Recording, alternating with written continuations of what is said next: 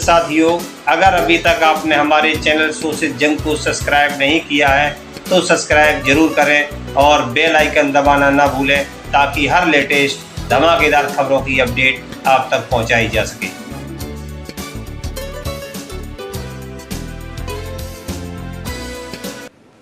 जय भीम।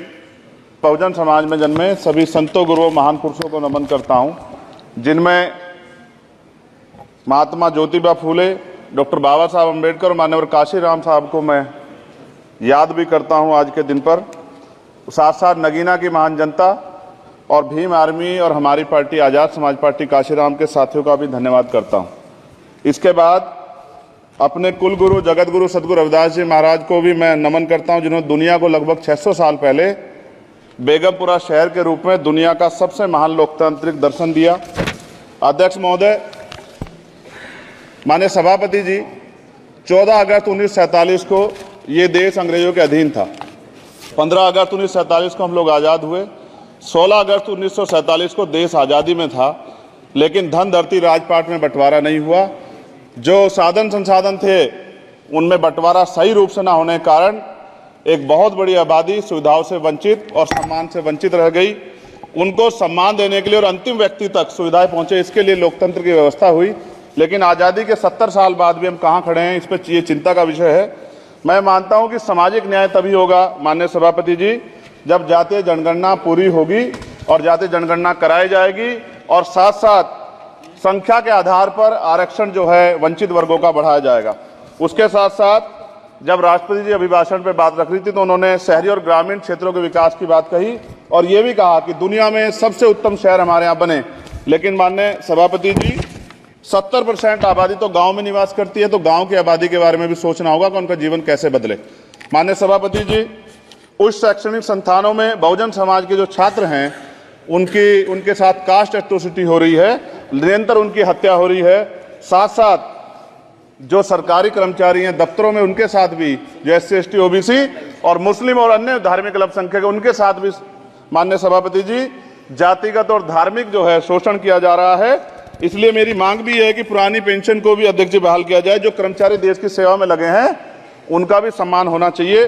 साथ साथ सभापति जी, भाजपा ने चुनावी लाभ के लिए सबका साथ सबका विकास के नारे दिए जो खोखले हैं, क्योंकि 10 साल में दलित, पिछड़े, आदिवासी, मुस्लिम और अन्य धार्मिक अल्पसंख्यक जो अत्याचार हुए हैं वो किससे छिपे हुए नहीं हैं। ये गलत है, ये बंद होना चाहिए।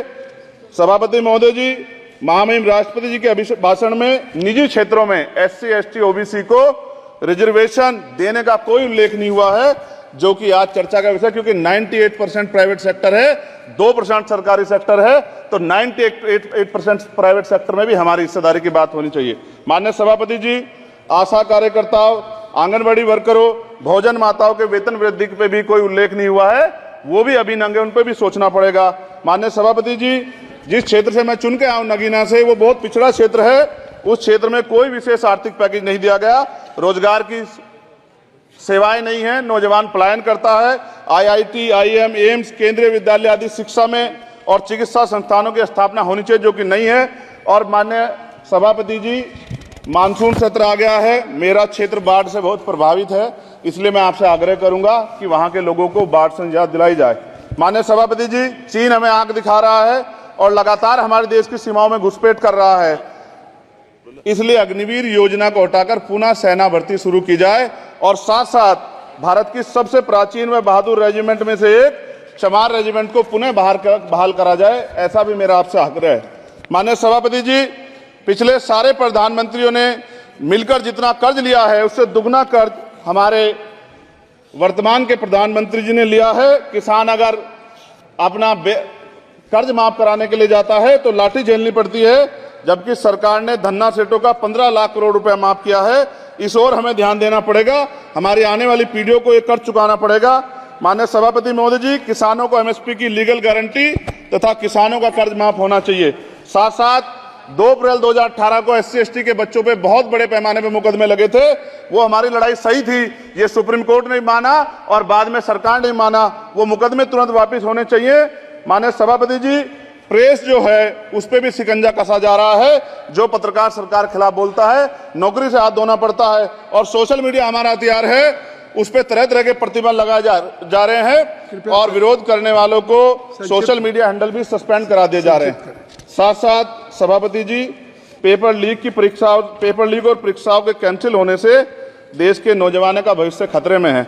नीट, यूपी सिपाही भर्ती सभापति जी और 69,000 शिक्षक भर्ती में आरक्षण घोटाला हुआ है, कोई पूछने वाला नहीं, खून के आंसू रो रहे हैं बच्चे, बेरोजगारी का दंश युवा झेल रहे हैं। इसलिए मेरा आग्रह है कि युवाओं के लिए कृपया समाप्त करें चंद्रशेखर। माननीय सभापति जी, मैं पहली बार बोल रहा हूं, आप कहेंगे मैं बैठ जाऊंगा, मैं आपकी बात, मैं संवैधानिक मर्यादा का पालन करूंगा, मगर हम तो माननीय सभापति जी सुन ही रहे हैं। आप बोलिए, 1 मिनट। धन्यवाद, धन्यवाद। 1 मिनट और बोलिए। अध्यक्ष सभापति जी, नारी सम्मान की बात करने वाली सरकार, हमने मणिपुर देखा सर, हमने पहलवान बेटियों का हर्ष देखा सर, और हमने सर हाथरस की बेटी का हर्ष देखा सर, और हाथरस के परिवार को जो वादा किया था सरकार ने वो भी पूरा नहीं किया।